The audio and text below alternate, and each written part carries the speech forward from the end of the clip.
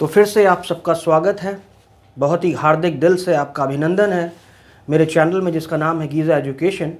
मैं संदीप शर्मा आपके सामने, और आज अल्टरनेटिंग करंट के एक अगले टॉपिक पे हम लोग बढ़ते हैं जो कि बहुत ही इंपॉर्टेंट टॉपिक है। लेकिन उसके पहले I would like to know whether you have subscribe my channel till now और नॉट।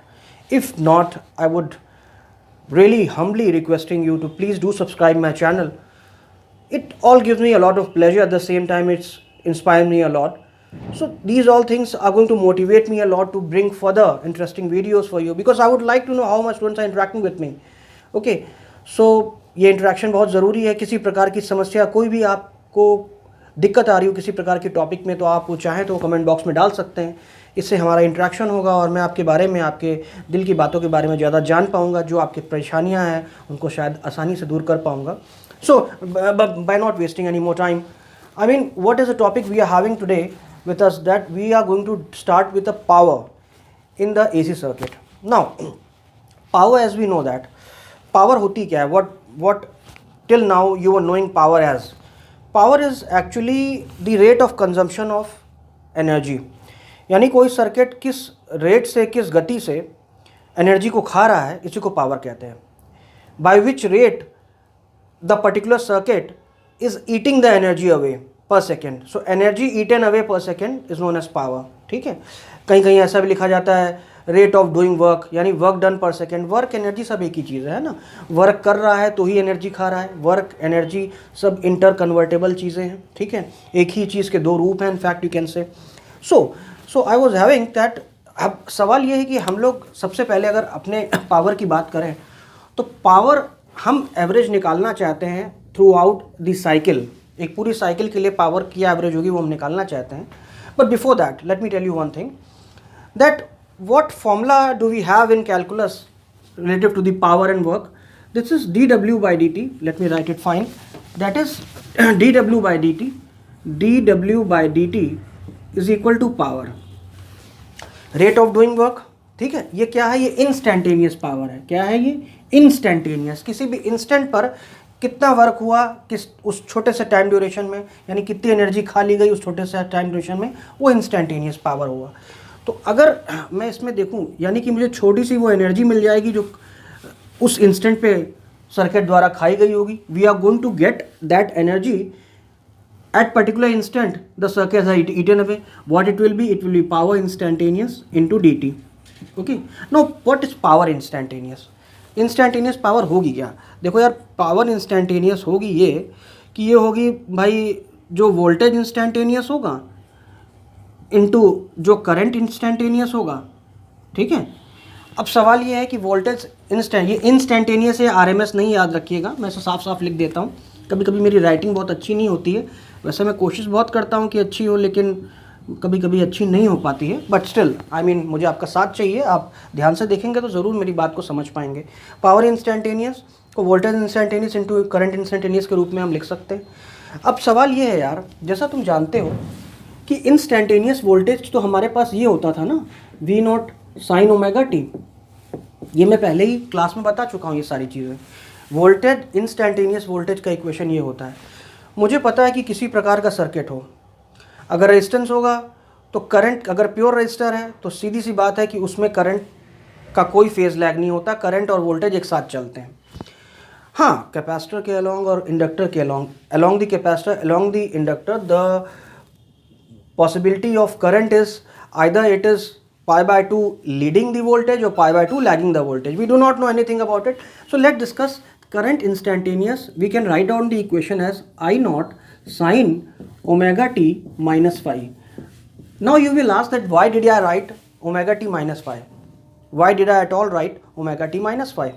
क्योंकि देखो ऐसा है यार, हमें तो नहीं पता ना कौन सर्किट की बात हो रही है, वो LR सर्किट है कि RC सर्किट है कि प्योर रेजिस्टिव है, कि हमें नहीं पता कुछ भी। ठीक है, तो सवाल ये है कि करंट का एक जनरल रूप ले लिया मैंने। वी हैव जनरलाइज्ड कि हो सकता है करंट कहीं लीड कर रहा हो, तुम इसमें प्लस भी कर सकते थे इसको, क्योंकि मुझे पता है कि एक सर्किट अगर आरसी सर्किट होगा तो वहाँ करंट लीड करेगा और आरएल होगा तो वहाँ लैग करेगा। तो मुझे नहीं पता ना, we are talking in general. सो हमने ये एज्यूम कर लिया कि करंट यहाँ पर वोल्टेज के रिस्पेक्ट में कुछ फाई पीछे है। ठीक है, आगे करके भी आप कर सकते थे, कोई फ़र्क नहीं पड़ता। यार ये वोल्टेज इंस्टेंटेनियस और करंट इंस्टेंटेनियस आ गया आपके पास, यानी किसी इंस्टेंट पर जो वोल्टेज फ्लो हो रहा है वो इस इक्वेशन से रिप्रेजेंट होता है, जो करंट फ्लो हो रहा है वो इस इक्वेशन से रिप्रेजेंट होता है। ठीक है, देखो इसको बड़ी धीमे से करना है आपको, जल्दीबाजी करोगे तो समझ में नहीं आएगा। देखिए वोल्टेज इंस्टेंटेनियस और करंट इंस्टेंटेनियस की जगह ये आप लिख लीजिए यहाँ पे, I am writing it down for you, it is V not sine omega T, और इसको आई इंस्टेंटेनियस को लिख लिया मैंने I naught sine omega T minus five. ध्यान से देखो, मेरे करने के तुरंत बाद तुम्हें करना है, ये बहुत ज़रूरी है। ठीक है, मेरे करने के तुरंत बाद तुम्हें इसकी प्रैक्टिस करनी है, नहीं तो आप पक्के नहीं हो पाएंगे। ओके, लुक बैक, ये आपके पास इतनी चीज़ आ गई। अब एक काम करो, वी नॉट और आई नॉट आप बाहर कर लीजिए और साइन ओमेगा टी को भी छोड़ दीजिए, और ऐसा करो कि ये जो sine omega T minus five है इसको आप उस फॉर्मूले से खोल लीजिए जो formula sine A minus B का होता है। I am sure that you are knowing the, देखिए whatever the basic mathematical formulas of trigonometry are, you have to learn them. Okay, learn them, make them by heart. Sine A minus B का formula मैं वैसे लिख देता हूँ यहाँ पे। Sign A minus B का फॉर्मूला याद करिए, ये होता है sign A cos B minus cos A sine B, यही होता है। ठीक है, हम यही प्लेस कर देते हैं। ए हमारा ओमेगा टी मान लेते हैं, बी हमारा फाई है, तो उस हिसाब से जो हमारा फॉर्मूला हो जाएगा वो हो जाएगा sine omega T cos phi minus cos omega t sine phi. ठीक है, ठीक है, ये विजिबिलिटी मुझे देखने दीजिए उधर से सही आ रही है कि नहीं। हाँ ठीक है, कोशिश करते रहो, समझ में सब आएगा। थोड़ी सी क्लैरिटी में बढ़ा देता हूँ, आज मेरा पेन भी अच्छे से काम नहीं कर रहा है। ओके, अब देखो इतनी चीज़ें क्लियर हुई। ये ऊपर का रब करके मैं इसको ऊपर लिखता हूँ यहाँ पे, तो ये मैं ऐसे रब कर दे रहा हूँ। ठीक है, ये फॉर्मूला तो आपको पता ही था, नहीं पता था तो पीछे जाके देख लो, कोई दिक्कत नहीं है, there is no need to worry for that. अब V naught I naught sine omega T, इसको यार तुम ऊपर ले आओ और क्या करो, इनफैक्ट मैं बता रहा हूँ, ये साइन ओमेगा टी अंदर मल्टीप्लाई कर लो तुम, तो आप जो आपकी पी इंस्टेंटेनियस आ जाएगी, पावर इंस्टेंटेनियस कितनी आ जाएगी भाई, ये आ जाएगी वी नॉट आई नॉट, है ना, और जब अंदर मल्टीप्लाई कर लोगे तो ये हो जाएगा साइन स्क्वायर ओमेगा टी। ठीक है, और कॉस फाई तो है ही आपके पास, ये साइन ओमेगा टी जब मल्टीप्लाई किया तो साइन ओमेगा टी मल्टीप्लाई होकर साइन स्क्वायर ओमेगा टी हो गया, cos phi as it is रह गया, और फिर जब ये साइन ओमेगा टी इससे मल्टीप्लाई हुआ तो ये हो गया sine omega T cos omega T, और साइन फाई तो रखा ही हुआ है। ठीक है, ये हो गया sine omega T cos omega T और साइन फाई आपके पास है। ठीक है, let me see the visibility. Okay, the visibility is not over fine, sine phi है, लिखो, समझ लो बस, और क्या है, बेसिक चीज़ तुम्हें पता ही है, ये साइन फाई है। ओके, ठीक है, अब एक काम करते हैं, इतना चीज़ मिटा देते हैं, ठीक, इसको भी मिटा देते हैं और इसको भी अभी फ़िलहाल मिटा देते हैं। बाकी चीज़ तो आप जानते ही हैं, डी डब्ल्यू हम लोग स्मॉल सा वर्क निकाल रहे थे जो किसी इंस्टेंटेनियस टाइम पे, तो पावर इंस्टेंटेनियस को इतने निकालने में समय लग गया, बाकी चीज़ में समय नहीं लगेगा। देखो ध्यान से, अब ये पूरी चीज़ तुम्हारे पास आ गई है। ठीक है, ये पूरी चीज़ तुम्हारे पास आ गई है, पी इंस्टेंटेनियस है यार, ये वाली वैल्यू उठा के यहाँ डाल दो। ठीक है, तो यहाँ पर अगर आप इसको डाल देते हैं तो देखिए होगा क्या, ये डी डब्ल्यू आपके पास जो आ जाएगा वो आ जाएगा, आप ऐसे इंटीग्रेशन का साइन बना लीजिए। अभी आप रुक जाइए, मैं बता रहा हूँ। इनफैक्ट डी डब्ल्यू कितना आ जाएगा आपके पास, ये आ जाएगा वी नॉट आई नॉट, अंदर है sine square omega T cos phi minus sine omega T cos omega t sine phi. ठीक है, ये डी डब्ल्यू आ गया। ये छोटा सा वर्क है जो किसी इंस्टेंट पर हुआ है, छोटा सा वर्क।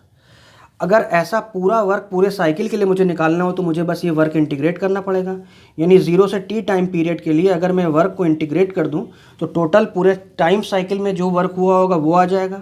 इस दौरान जो समय लगा होगा वो कितना लगा होगा भाई, समय फाइनल t है, इनिशियल समय 0 है, तो t माइनस 0 कह लो या t कह लो, क्या फ़र्क पड़ता है, इतना वक्त लगा होगा। आई होप ये बात समझ में आई आपको। तो ये जो तुम्हारे पास आ गया यही तो यार पावर एवरेज है, यही पावर एवरेज है ना। बस हमें इस क्वांटिटी को जो डी डब्ल्यू है, बस इस क्वांटिटी को 0 से t टाइम पीरियड के लिए इंटीग्रेट करना है और कहानी ख़त्म। पुराने से चलते आना कैसे मैंने किया है, और अब हमारे पास यहाँ तक आ गया है।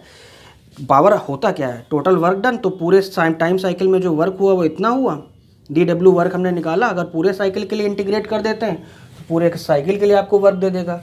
इस दौरान जो समय लगा वो आपका इतना लगा। वर्क अपॉन समय is equal to power, power average आ जाएगी आपकी। अब मैं बस इसको इंटीग्रेट करना है। अब देखो ये इंटीग्रेशन बहुत लंबा जा सकता है, तो मैं एक काम करता हूँ, मैं तुमको तरीका बताता हूँ इसमें।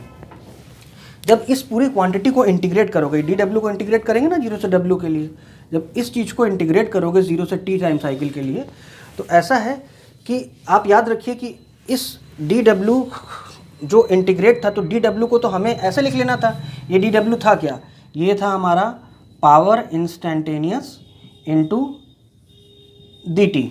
तो डी डब्ल्यू हमारा, इसकी जगह हम डी डब्ल्यू की जगह हम इसको ऐसे लिख देते हैं, हम इसको लिख देते हैं power instantaneous into D t. ठीक, तो ये हमारा पावर इंस्टेंटेनियस ये हमारे पास आ गया है। तो पावर इंस्टेंटेनियस इतनी वैल्यू आ गई है। अब ये पावर इंस्टेंटेनियस जो हमारे पास आया है, बस इस चीज़ को हमें इंटीग्रेट करना है। ठीक है, तो ये डी डब्ल्यू की जगह आप चाहें तो इसको ऐसे भी लिख सकते हैं, पावर इंस्टेंटेनियस 0 से टी टाइम साइकिल के लिए आप इंटीग्रेट करेंगे t माइनस 0, तो आपके पास आ जाएगा वर्क। ठीक है, पावर एवरेज। अब बस इसको इंटीग्रेट करने की बात है, तो इस चीज़ को, चूँकि इस चीज़ के साथ डी टी भी, यानी कि ये तो पावर इंस्टेंटेनियस हो गया और इसके साथ डी टी मल्टीप्लाई कर लोगे तो दोनों को सेपरेट करके लिख लो, यानी ये हो जाएगा टोटल। मैं एक साथ पूरी चीज़ लिख देता हूँ। ये हो जाएगा 0 से टी टाइम के लिए V naught I naught sine square omega T cos phi d t. थोड़ा सा बड़ा जाएगा पर परेशान होने की ज़रूरत नहीं है। और उसके बाद ये वाला टर्म आ जाएगा माइनस 0 से टी, पूरा इंटीग्रेशन ले ले रहे हैं, V naught I naught sine omega T cos omega t sine phi d t. ठीक है, आप कहेंगे कि सर बहुत बड़ा ये होता जा रहा है। अरे भाई, इसको बड़ा शॉर्ट कर दिया है आपके बुकों में, बट कैसे आएगा वो मैं आप समझा दे रहा हूँ, आप समझ लीजिए इसको। ठीक है, तरीका आपको आना चाहिए, बाकी आप शॉर्ट करके लिख सकते हैं। देखिए, सच्चाई ये है कि ये पूरी चीज़ जो इंटीग्रेट होकर केवल t/2 आ जाती है, अभी मैं दिखाऊंगा कैसे। और ये पूरे टाइम साइकिल के लिए इंटीग्रेट होकर ये पूरी कांस्टेंट, ये पार्ट जो है पूरा 0 हो जाएगा। ऐसा क्यों होगा मैं आपको समझा देता हूँ रीज़न। देखिए ऐसा है, आपने फॉर्मूला ये पढ़ा है कि cos 2 थीटा का फॉर्मूला जो होता है 1 - 2 साइन स्क्वायर थीटा होता है। तो इसका मतलब ये है कि 2 साइन स्क्वायर थीटा को हम लोग लिख सकते हैं 1 - cos 2 थीटा। ठीक है, इसको उधर ले आए, उसको उधर ले आए। या साइन स्क्वायर थीटा को हम लोग लिख सकते हैं 1 - cos 2 थीटा बाय 2 लिख सकते हैं। अब यहाँ थीटा की जगह यार ओमेगा टी लिख लो केवल, तो ये फॉर्मूला ओमेगा टी में क्या हो जाएगा, मिटा दो, ये हो जाएगा, मतलब थीटा की जगह बस ओमेगा टी लिख लीजिए, ये फॉर्मूला हो जाएगा ना। समझ में आई बात। तो जहाँ साइन स्क्वायर ओमेगा टी है उसकी जगह ये पूरी चीज़ आप लिख लीजिए। अब आप कहेंगे वी नॉट आई नॉट और कॉस फाई ये सब पूरा तो कांस्टेंट है यार, ये बदला गया थोड़ी ना, ये मैक्सिमम वैल्यू ऑफ करंट है, मैक्सिमम वैल्यू ऑफ करंट है, और कॉस फाई तो वैसे भी कांस्टेंट होता है। आप बाहर कर लीजिए इसको, V naught I naught cos phi, ये मैं ये वाला करके आपको दिखा रहा हूँ। ठीक है, कॉस फाई आप लिख लीजिए, और ये हो गया 0 से टी साइकिल के लिए sign square omega T D T. समझ में आई बात। Late me see the visibility. ठीक है, अब साइन स्क्वायर ओमेगा टी की जगह ये आप पूरी वैल्यू लिख लेते हैं। तो अगर इसको लिख लेते हैं तो ये हो जाता है ये 1 - cos 2 omega T upon 2 D T, यही हो जाता है ना। अब यार ये अगेन फर्दर इसको अलग कर लेते, उसको अलग कर लेते। तो याद करिए, अगर आपको इसका इंटीग्रेशन चाहिए तो ये इंटीग्रेशन मैंने आपको आरएमएस करंट वाले जो वीडियो है उसमें अच्छे से बताया हुआ है, तो इसको आप करके देखिएगा। इस पूरी चीज़ का ये वाले टर्म का जो है वो 0 हो जाता है, और 1/2 वाले टर्म का केवल 1/2 ही बचता है। ठीक है, तो यहाँ पर और फिर जब आप लिमिट रखेंगे तो केवल यानी इस पूरी चीज़ की वैल्यू जो है वो t/2 आ जाएगी। कैसे आ जाएगी, आपको आरएमएस करंट वाले पार्ट में जाकर, आरएमएस करंट वाले वीडियो में जाकर ही रेफ़र कर लेना है। ठीक है, आप देख लीजिएगा वहाँ पे दिया हुआ है। तो ये पूरी वैल्यू आ गई t/2। ठीक, और यार ये वाली वैल्यू, ये पूरी वैल्यू जो है, ये पूरी वैल्यू 0 हो जाएगी पूरे टी टाइम पीरियड के लिए। इसको मैं दिखा देता हूँ। दिखा मैं इसको भी सकता था, लेकिन बड़ा समय लगेगा, केवल इसी को एवरेज में ही करने में मुझे काफ़ी वक्त लग जाएगा। तो ये आप आरएमएस से देख लीजिए, इसको मैं दिखा देता हूँ। ये आप आरएमएस से देख लीजिए, मैं कर चुका हूँ पहले। ठीक है, ये कैसे 0 आएगा मैं आपको दिखा देता हूँ, ताकि आपके मन में कन्फ्यूजन ना रहे कि सर ने आखिर 0 कैसे लिख दिया। ठीक है, तो याद रखिएगा, मैं कह रहा हूँ ये वाले पार्ट का ज़ीरो हो जाएगा। अब ये वाले पार्ट का कैसे ज़ीरो होगा मैं आपको बताता हूँ। 0 से t, आप एक काम कीजिए, V0 I0 आप बाहर लिख लीजिए। आप लिख लीजिए V0 I0 और जो भी चीज़ कांस्टेंट है आप बाहर लिख लीजिए। बचा क्या? 0 से t, माइनस भी बाहर रख लो, sine omega T cos omega T dt। अब देखो ऐसा है यार, 2 यहाँ लगा दो और 2 नीचे लगा दो, ऊपर और नीचे 2 से मल्टीप्लाई और डिवाइड कर दो, तो ये एक फार्मूला बन जाएगा 2 साइन थीटा कॉस थीटा का। याद करिए, साइन 2 थीटा का। अब सब ये फॉर्मूलेस तो यार लगेंगे, अगर आपको याद नहीं है तो फिर बहुत दिक्कत होगी। ठीक है, साइन 2 थीटा का, थीटा की जगह में ओमेगा टी है, 2 sign omega T cos omega T. ठीक है, यहाँ दोनों एंगल सेम होते हैं, याद है, थीटा 1 थीटा 2 अलग अलग नहीं है, वो फिर दूसरा फॉर्मूला हो जाता। तो ये फॉर्मूला साइन 2 थीटा का हो जाएगा। साइन 2 थीटे का जब आप इंटीग्रेशन करेंगे, मैं आपको दिखा देता हूँ, तो ये फॉर्मूला आप, ये बात समझ में आई? ठीक है, ये बात समझ में आ गई तो ये हो जाएगा आपका, ये मैं रब कर दे रहा हूँ कि मेरे पास जगह नहीं है यहाँ पे। ये हो जाएगा -V0 I0 sine phi bye 2। ठीक है, और ये हो गया साइन 2 ओमेगा टी। ठीक है, केवल ये इंटीग्रेट होगा 0 से t dt, और ये इंटीग्रेट होकर क्या आ जाएगा वो मैं लिख दे रहा हूँ। ये आ जाएगा, मैं डायरेक्ट लिख दे रहा हूँ, 1/2 ओमेगा कॉस 2 ओमेगा टी, और ये आ जाएगा माइनस में, तो माइनस और ये माइनस कर दो प्लस, सीधे जो माइनस यहाँ आएगा, साइन का इंटीग्रेशन कॉस नेगेटिव आता है। ठीक है, और इस पर आप लगा दीजिए 0 से t। अब देखो, थोड़ा सा मैं कहीं मिटा के इसको जल्दी से ख़त्म करता हूँ यार, 20 मिनट तो केवल इस डेरिवेशन ने ले लिए। ठीक है, ये केवल समझाने के लिए था, आप चाहें तो आगे फास्ट फॉरवर्ड करके भी देख सकते हैं इसको, अगर आपको आता है तो। नहीं आता तो just because some students of mine are very curious ना, they want to know sir how this came, so just because of them I am making all this thing. So cos 2 omega T, अगर इस पर आप एक बार T रखिए, एक बार T का मतलब आप समझते हैं ना, पूरे साइकिल के लिए टी होता है 2 पाई बाई ओमेगा। तो अगर मैं रख दूँ यहाँ पे 1/2 ओमेगा कॉस 2 ओमेगा, और टी की जगह एक बार मैं टी रखूँगा वैल्यू, तो टी की जगह 2 पाई बाई ओमेगा हो जाएगा, माइनस कॉस, ये वाली वैल्यू रखूँगा टी की जगह, तो टी की जगह 0 रख दूँगा तो पूरा 0 हो जाएगा, कॉस 0 हो जाएगा। तो ये ऐसे कट गया, ये हो गया कॉस 4 पाई, कॉस 4 पाई 1 होता है और कॉस 0 भी 1 होता है। ये 1 1 कट के 0 हो गया, इसलिए पूरी चीज़ 0 हो जाती थी। देखिए ऐसा भी था कि मैं इसको केवल बता सकता था आपको, किसी बुक में ये चीज़ें क्लियर करके नहीं दिया, उसने ये कह दिया भाई, अगर केवल ये बोल दिया है कि ये पूरे साइकिल के लिए 0 हो जाएगा। मैंने आपको दिखाया ऐसा क्यों होता है, ताकि आपके मन में कोई भी डाउट्स ना रह जाएं। ठीक है, बहरहाल जल्दी से वापस आते हैं यार, बड़ा वक्त लग गया इस सब चीज़ों में। ये सब हट को मैं सब जरा वो कर देता हूँ, थोड़ा सा मैथमेटिकल हो गया, बट वापस आते हैं जल्दी से वापस आते हैं। देखो, मैं ये कह रहा हूँ कि आपके पास जो पूरा फिर पावर एवरेज आया, वो पावर एवरेज आपके पास आएगा V0 I0। आप याद करिए, जो पहले वाला टर्म था 1 माइनस कॉस 2 ओमेगा टी, जो साइन स्क्वायर ओमेगा टी से हमने कन्वर्ट किया था, उसका केवल t/2, ठीक है, उसका केवल t/2 आया था। याद आ रहा है आपको?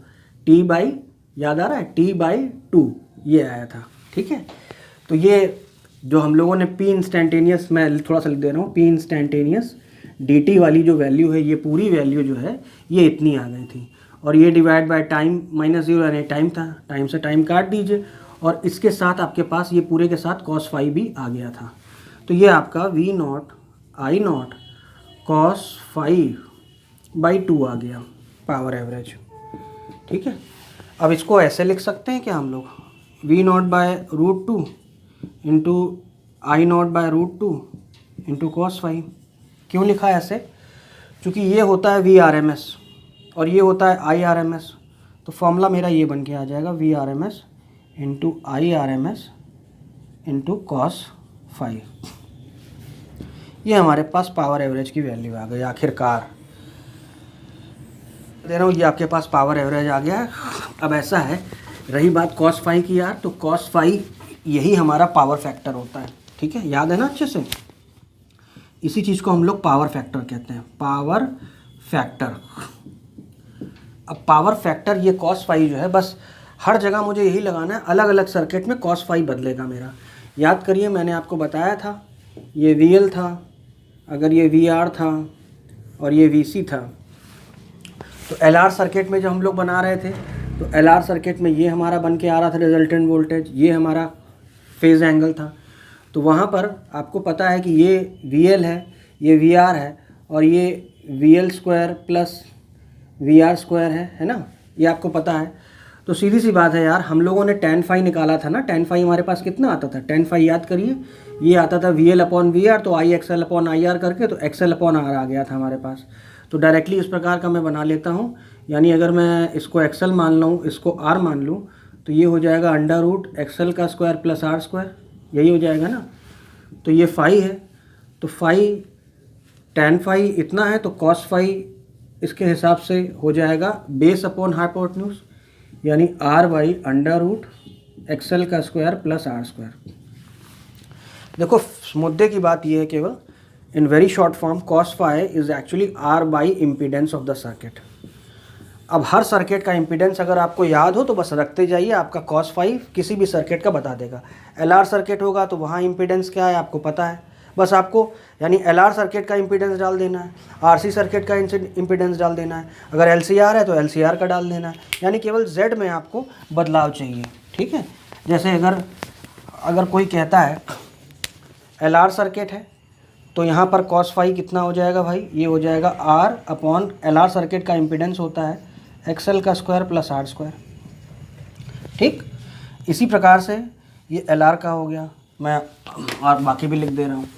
अगर मेरे पास LCR सर्किट होता तो कॉस फाई की वैल्यू हो जाती R अपॉन, अब मुझे पता है LCR सर्किट का जो हमारे पास वो होता है XL अपॉन 1 अपॉन XC, या चाहे तो ओमेगा L माइनस वैसे भी लिख सकते हैं, वो तो बाद में लिखना है आपको, प्लस R स्क्वायर। याद आ रहा है, ये आपका LCR सर्किट का कॉस फाई हो गया, ठीक।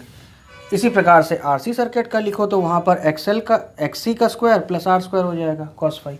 बस ऐसे ही करके आपको कॉस फाई निकाल लेना। आप पावर का आप कोई भी क्वेश्चन कर सकते हैं, दिस इज़, क्योंकि बाकी सब चीज़ें आपको पहले से आती थी, पावर फैक्टर क्या है वो आपको पता चल गया, अलग अलग सर्किट का क्या है, उससे आपका काम हो जाएगा, ठीक है। अब हम लोग आगे जो चीज़ पढ़ने वाले हैं वो क्या है, देखिए।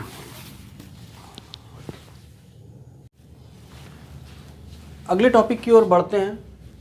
This is wattless current. Wordless current, as the name suggests, why it is said to be a wordless current? What is the unit of power? Wordless means either there is no power in the circuit. Exactly. Now we are going to discuss, if students, you know that power average, we have just derived a formula that it's equal to V RMS into I RMS into cos phi. Now if we'll take pure capacitive or a pure inductive circuit, okay, pure capacitive or pure inductive circuit, then what happens, as you know that very well, कि in a pure inductive circuit the current lags behind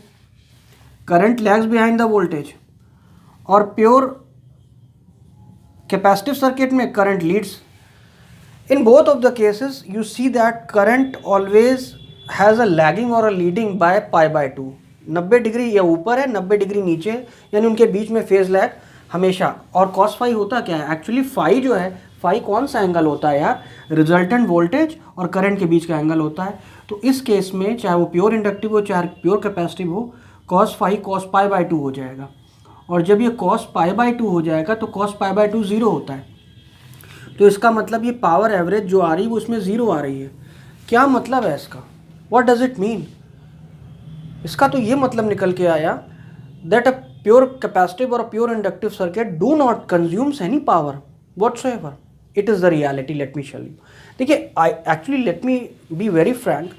There is no circuit whatsoever which can be completely wordless. क्योंकि देखिए circuit में कुछ ना कुछ तो resistance होता ही होता है, लेकिन मैग्नेटिज्म की वजह से जो रेजिस्टेंस है वो देखिए यहाँ पे क्या फ़र्क पड़ रहा है, वॉटलेस क्यों हो गया, मैं ये समझा देता हूँ। क्योंकि ये आपने देखा कि करंट होता क्या है कि अगर आप पावर एवरेज का ग्राफ देखें तो आप पाएंगे कि आधे, यानी कि ये पूरा साइकिल अगर t है तो ये t/2 है और इतना t/4 है। आप गौर कीजिए यहाँ पे t/4 में, यानी साइकिल की 1/4 में द 1/4 ऑफ अ साइकिल, जितना एनर्जी इंडक्टर कंज्यूम करता है सोर्स से, मान लेते हैं इंडक्टर लगा हुआ है सोर्स के अलोंग, क्यों ये वॉटलेस हो गया, आप समझिए इस चीज़ को, understand that why it has become wattless. In 1/4 of the cycle what ever the energy it consumes, जो भी एनर्जी ये कंज्यूम कर रहा है आपके सोर्स से इंडक्टर, तो इंडक्टर के अलोंग जो है मैग्नेटिक फील्ड बन रही है। आई थिंक मैंने आपको एलसी ऑक्सीलेशन अभी नहीं पढ़ाया है, मैं आपको किसी उसमें पढ़ाता हूँ। तो आप ये देख रहे हैं इसके अराउंड मैग्नेटिक फील्ड बनने लगी, तो सारी की सारी एनर्जी वो मैग्नेटिक फील्ड बनती जा रही है इसके अलोंग। तो जो भी एनर्जी इसने खींची सर्किट ने, इंडक्टर ने, वो अगले 1/4 साइकिल में वापस कर देगा सोर्स को, क्योंकि ये एनर्जी जो डेवलप हो गई वो आप याद रखिए कि वो लेंज लॉ आपको पता है, इलेक्ट्रोमैग्नेटिक इंडक्शन की दूसरी लॉ, वो अभी मैं एलसी ऑक्सीलेशन जब समझाऊंगा उसको ध्यान से देखिएगा, उसमें ये टॉपिक और अच्छे से क्लियर हो जाएगा। आधे साइकिल में, आधी चौथाई साइकिल में तो वो एनर्जी कंज्यूम करता है और आधी चौथाई में वापस कर देता है। In the 1/4 cycle it receives the energy from the source and the rest of the 1/4 cycle it gives away the energy back to the source. तो what is the net energy consumed in the half cycle? No net energy. जो भी लिया वो दे दिया, whatever it has taken it is given back to the source. Now the next half cycle में भी वही चीज़ होगा। अब करंट दूसरे डायरेक्शन में होगा तो दूसरे डायरेक्शन में जितनी एनर्जी रिसीव करेगा, फिर आधी साइकिल में जितनी रिसीव करेगा आधी साइकिल वापस कर देगा। यार यही चलता रहता है, लेता है देता है लेता देता, इसकी वजह से नेट पावर जो है, नेट कितना एनर्जी कंजम्पशन है वो ज़ीरो आता है। जितना एनर्जी लेता है उतना एनर्जी वापस कर देता है, जितना लेता है उतना वापस कर देता है। ये बात समझ में आई आपको? इस वजह से ये वाले सर्किट जो होते हैं, pure capacitive and pure inductive, these two circuits are actually called as wattless, क्योंकि यहाँ जो करंट बह रहा है वो करंट कोई पावर खा ही नहीं पा रहा है यार, कोई नेट पावर नहीं खा पा रहा है। Whatever the power it eats away it gives back to the source. So just because of the induction principle it's happening, and even in the capacitor it's happening the same. Okay, so understood? अब इसके बाद very interesting topic let's discuss, जल्दी से सारी चीज़ें discuss हो जाएं तो हम लोग न्यूमेरिकल्स पे आते हैं। न्यूमेरिकल्स करते हैं हम लोग, नीट लेवल के न्यूमेरिकल्स करते हैं हम लोग, जे के करते हैं और भी अच्छे न्यूमेरिकल्स करते हैं, बोर्ड लेवल के करते हैं, so that the thing become more clear. Okay, जल्दी से I am trying to finish the theory part as soon as possible, but do make sure whatever the theory part you are going with, जब तक यार theory अच्छे से नहीं करोगे, चीज़ें समझोगे नहीं बढ़िया से, तुम उसे क्या लगाओगे? लगाने के लिए ज़रूरी है पहले सीखना, पहले सीखो कि चीज़ें कैसे बिहेव करती हैं, तब तो उसे लगा पाओगे, तब तो उसमें मज़ा लोगे, नहीं तो कुछ और ही होने लगेगा। आप सीखेंगे नहीं तो फिर आप तो रटेंगे, या तो सवाल कितने करोगे, पॉसिबल नहीं है ना, कंसेप्चुअली आप वीक हो जाओगे। तो ध्यान रखो इस चीज़ को। Again coming back, so I am now discussing a very important topic, choke coil. यार चोक कॉइल ये है क्या? ये चोक कॉइल क्या है पहले हम लोग इसको समझते हैं। देखो, चोक कॉइल की अगर हम लोग बात करें तो चोक कॉइल की सबसे स्पेशलिटी वाली बात ये है कि वैसे चोक कॉइल आजकल है कहाँ हमारे पास? क्या चोक कॉइल्स अब हमारे पास हैं? ये होती क्या है पहले मैं समझा देता हूँ आपको। यार देखो, एक सॉफ्ट लैमिनेटेड कोर होता है मेरे पास आयरन का, और उसके ऊपर हमको वही वायर लपेट के उसको सोलिनॉइड बना देना है, ठीक है। खूब पास खूब घना कॉपर के, तांबे के वायर इस पर लपेटे जाते हैं और यह हिस्सा पूरा एक इंडक्टर बन जाता है, बहुत ही स्ट्रॉन्ग इंडक्टर। अब ये तो बन गया चोक कॉइल। अब ये चोक कॉइल का यूज़ क्या है पहले ये समझो। जिस प्रकार से डायरेक्ट करंट में, जब हम लोग डायरेक्ट करंट का सोर्स लेते थे तो वहाँ पर करंट रिड्यूस करने का हमारे पास तरीका क्या था? हम लोग रियोस्टैट लगाया करते थे वहाँ पे, आपको याद आ रहा होगा। रियोस्टैट लगाकर, रियोस्टैट एक रेजिस्टेंस होता है जो हम लोग सर्किट में लगा देते हैं, वेरिएबल रेजिस्टेंस होता है, तो जितना अधिक रेजिस्टेंस बढ़ा के करंट को उतना कम हम लोग कर लेते हैं। करंट को कम ज़्यादा करने का तरीका है, ठीक है। तो अब सवाल ये है कि एसी में कैसे करोगे ये काम? एसी में क्या रियोस्टैट नहीं लगा सकते? ज़रूर लगा सकते, क्यों नहीं लगा सकते। लेकिन यार प्रॉब्लम ये है कि जो रेजिस्टेंस जब लगाया जाता है तो रेजिस्टेंस बहुत सी एनर्जी खा लेता है। आपको पता है कि I²R का आपने पता है ना, पढ़ा है ना, power is equal to V²/R होता है, I²R होता है। तो ये क्या है? पावर, एनर्जी कंज्यूम पर सेकेंड, हर सेकेंड कितनी एनर्जी सर्किट खा रहा है, इसी को पावर कहते हैं। तो I²R आप देख रहे हैं कि अगर रेजिस्टेंस होता तो सर्किट से ये एनर्जी हीट के रूप में हमेशा लॉस होती रहती। तो इस वजह से रियोस्टैट को हम लोग एसी में लगाने का कोई नुकसान नहीं है, कम करेगा करंट वो भी, लेकिन वो यार बहुत सी एनर्जी खा लेगा। Then what do we have, I mean speciality, choke coil is the speciality we are having. Choke coil का काम भी वही है। चोक कॉइल हम लोग लगाकर अल्टरनेटिंग सोर्स के साथ करंट रिड्यूस कर सकते हैं सर्किट का। तो what is the benefit of, again I am explaining it again once again, choke coil does have a capability of reducing the current in the circuit. How does it do so? Let me explain you. चूँकि चोक coil आप देख रहे हैं, चोक coil के साथ circuit में बाकी भी कुछ रेजिस्टेंस होगा, तो एक प्रकार से एलआर सर्किट ही तो है देखा जाए तो। इसमें रेजिस्टेंस भी है और इसमें इंडक्टेंस भी है। तो आप खुद समझ सकते हैं कि इसका जो इम्पिडेंस आता था वो आता था एक्सएल का स्क्वायर प्लस आर स्क्वायर, ठीक है, और एक्सएल यहाँ पर ओमेगा एल होती है। ये इतना घना बनाया मैंने कि इसका इंडक्टेंस बहुत ज़्यादा है, तो जो करंट होगा हमारा वोल्टेज अपॉन जेड, यानी एक्सएल का square plus R square, XL हमारा ओमेगा एल होता है। जितना स्ट्रॉन्ग इंडक्टेंस होगा उतना ज़्यादा इम्पिडेंस होगा सर्किट में, उतनी रुकावट होगी और उतना ये क्वांटिटी बड़ी होगी, इसकी वजह से करंट छोटा हो जाएगा।